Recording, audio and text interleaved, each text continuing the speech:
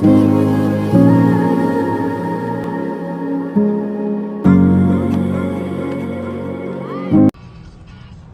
yan mga guys, tayo ay pupunta sa taas ng Baguio. Yan, makikita ninyo yung bundok na yan. So yan, ito yung taas ng Baguio. Bababa tayo para pumunta sa may mga taniman na mga repolyo at pechay Baguio. Yan, so makikita natin yan. So let's go!